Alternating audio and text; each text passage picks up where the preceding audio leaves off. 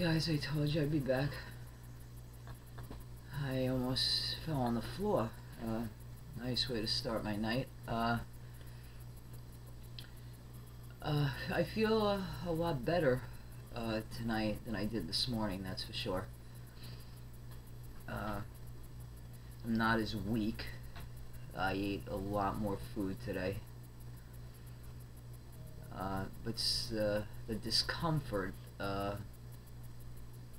tonight, of course, is there when it's around bedtime.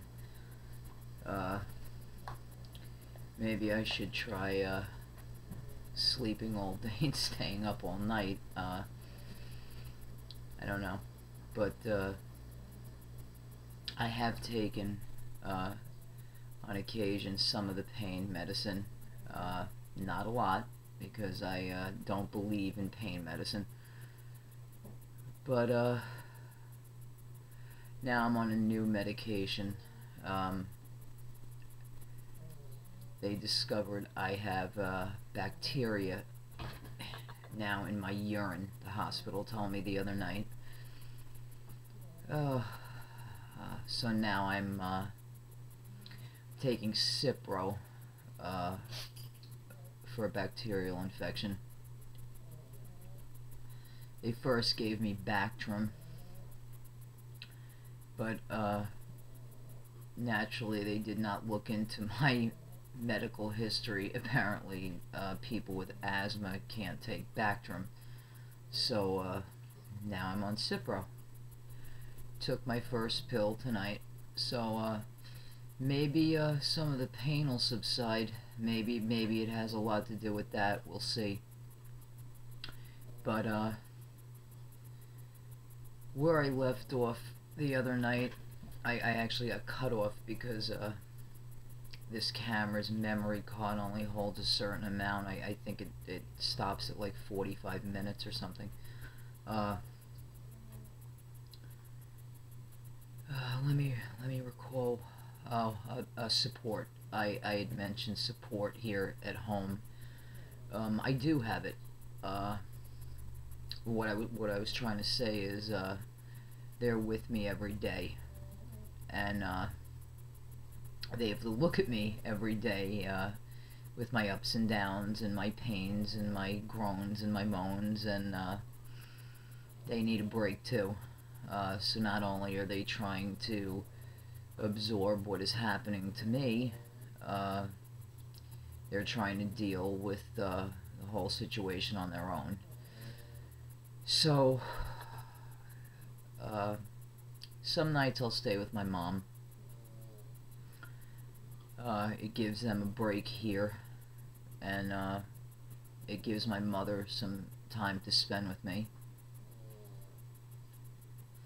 But I have to be careful with that too, because my mom, I don't want to give her too much stress either. My mother's up in age, and she has esophageal problems right now. In fact, she was supposed to have an esophageal surgery at some point, and I came in and ruined that for her. But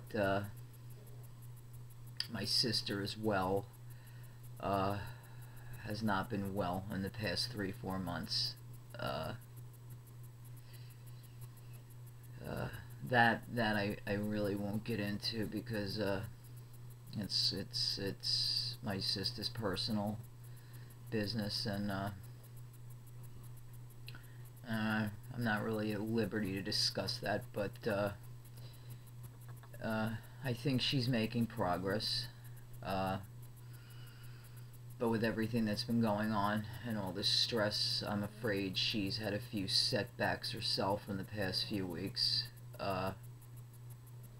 So I worry about her. Then I find out tonight my aunt on Long Island, she's in a I'm not really I shouldn't say old age home. I shouldn't say that. like Social Security disability home down on Long Island. She fell apparently last week and broke her hip. Uh, we didn't even know because of everything going on with me and going back to Sloan Kettering, and so that was upsetting for my mother tonight when I spoke to her. Uh, she actually had to have a hip replacement and we knew nothing. So I feel pretty awful about that. I haven't even been able to talk to her. Then, on top of that, my mother's neighbor on her road called up to, I guess, ask why the ambulance was at my mom's the other day. I guess she assumed it might have been my mother or my sister because they have not been well, and finds out that it was me, and she was in shock. Very nice woman. And then she proceeds to tell my mother her husband has a brain tumor. So, it's not a good night for my mom. She just broke down in tears tonight because she said, I just can't take any more bad news. So, things like that, I don't like to hear. And, she basically told my sister, if you see any numbers come up on the phone tomorrow that we don't know, don't even answer it. I don't blame her. But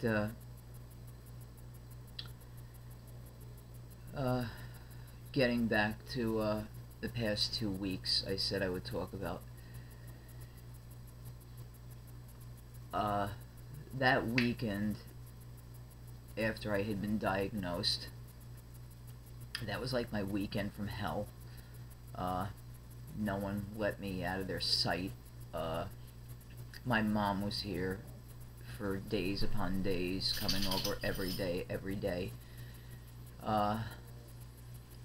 sitting with me, talking with me. It helped. If it wasn't for my mother, my sister, Bob, Laura, that weekend, I don't really know if I'd be here today to even talk.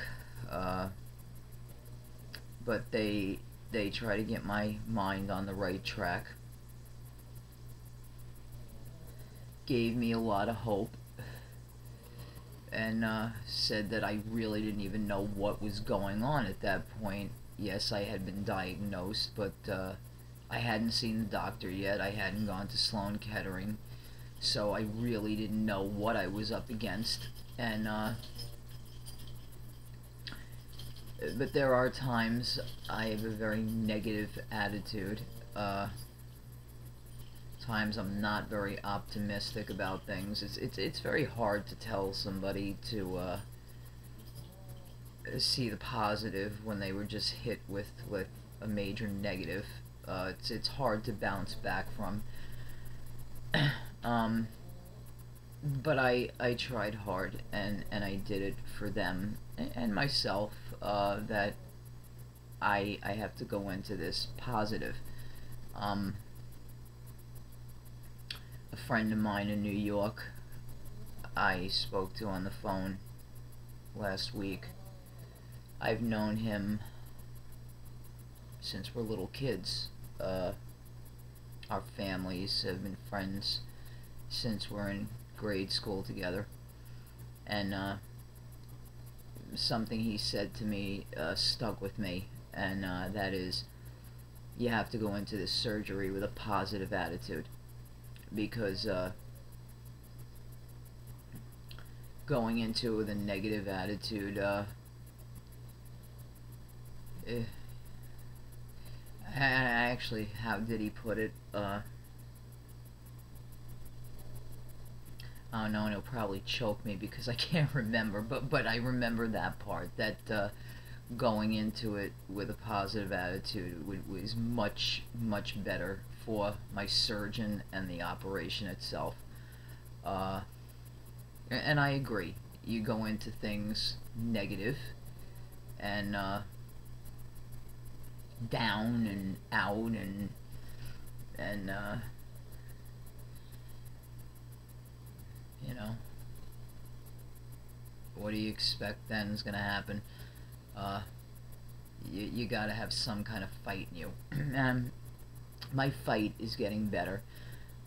It's not 100%, but there are parts of the day that I do have a good attitude. There are parts of the day my attitude is sucks, but I'm working on it. Well, anyway, that weekend, there was really not much we could do. Everything's closed where I live. Everything shuts down where I live. There's no doctors. If you have an illness on a Saturday or Sunday where I live, you're not going to get a doctor on an emergency call. You're going to get an answering service, and you probably will get a phone call back on Monday. So if there's anything wrong with you on a Saturday or Sunday here, you have to go right to the emergency room. It makes no difference what it is, the emergency room. So, as far as making any phone calls to inquire what my next step was from there, I was pretty finished till Monday. So, Saturday and Sunday, I spent most of the day with my family here. They stayed pretty late, well, for them late, up until about 8 o'clock. They had to get home, and I did nothing after that. I was online, didn't want to watch TV. Oh, God forbid I heard the sound of the TV. I feared, oh God, I don't want to hear anything anybody says on TV. And I love sports. I like, if I can catch a Ranger game on TV, I'm there. I'm a big New York Mets fan. Don't laugh. And it didn't matter. I didn't want to see anything. I didn't want to listen to music. Oh my God, what if I listened to a song that depressed me? Oh my God. It was a weekend from hell for everyone around me. I wanted to do nothing but just sit, and somebody needed to talk to me at all times, because if no one was talking to me, forget it. The tears. I could not wait till Monday came so that I could get going in what my intentions were to do with this diagnosis that was just laid in my lap on Friday. Monday came around. My family got here fairly early, so we decide what we're gonna do.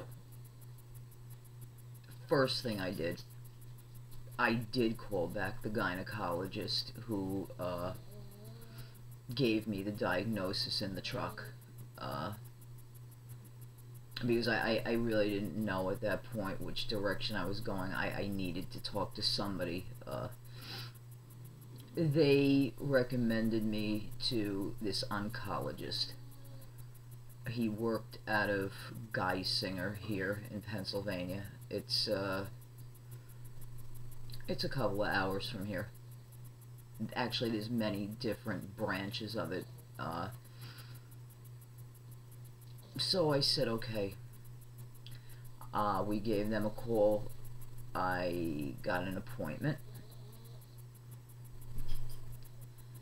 And I have a thing about doctors.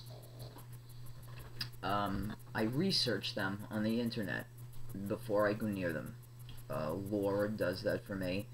She goes to these different sites online and she researches all doctors. She wants to see the feedback. She wants to see comments made from patients, the whole 9 yards. she researched this doctor. There was at least 15. I recall posting on my Facebook page, I think, about 3 or 4 different comments about this doctor for everybody to read, and there was not one positive thing that anybody had to say about this man. So I said, well, check him off. That's the end of that. Then I got thinking of, now where do I turn? That's when my mom had mentioned to me she had seen a lot of ads on TV for a certain cancer facility. And don't get me wrong, I would prefer not to give names of any doctors or places or whatever, that because I don't really want to say anything negative about anybody, or that's not important, but a specific cancer facility that she has seen on TV. Constantly after shows they come on TV and they're on TV, and she said that so many people have said such great things about this place. They've sent brochures in the mail and stuff. I said, yeah, I've seen it too on TV. I've seen it a lot on TV, never thinking I would have to call them, but I did. My sister actually did most of the calling. I was not capable of doing anything. She had a long talk with them. Very nice people. Unfortunately, I have the type of insurance, they were not part of the network with my insurance, which didn't matter. They didn't care about that, but they had to go over my insurance, and they needed me to come in there actually for a 72-hour consultation and keep me there and do all kinds of testing and everything, and I had no problem with that, and they said they were calling back the following day by 12 noon. I was happy. Great, I'm getting somewhere. My family spent the rest of Monday with me. Went home that night. They wanted to make sure they were back the next day by 12 o'clock to take that phone call. They came back.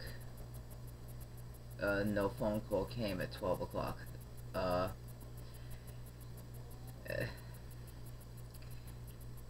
I feel that's me. It's me.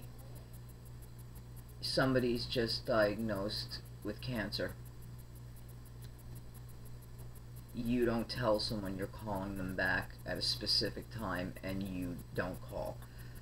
You don't really do that with anything in life. If someone's waiting on a phone call, you call.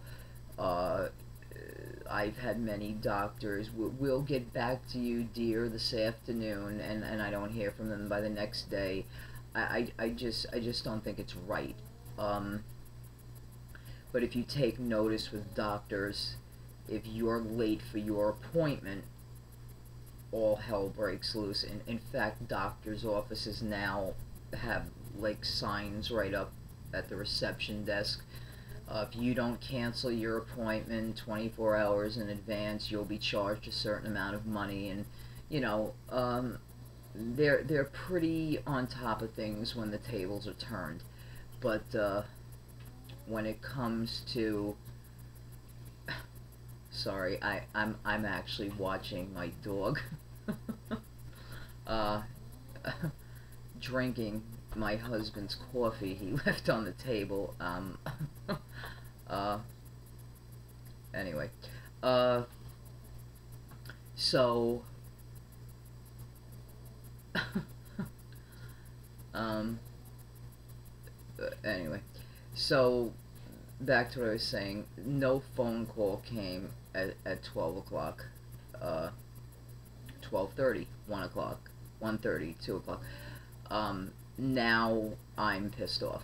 Now I'm telling my family they can't even make a phone call at 12 o'clock. They're going to cure cancer. So I've got to look somewhere else. I start researching online. I have heard through the years of Sloan Kettering, and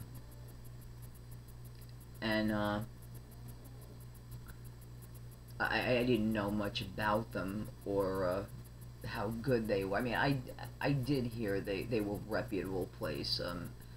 Not knowing a lot of people with cancer who have gone there, we looked it up online, and it just so happens they were ranked the second best cancer hospital in the United States.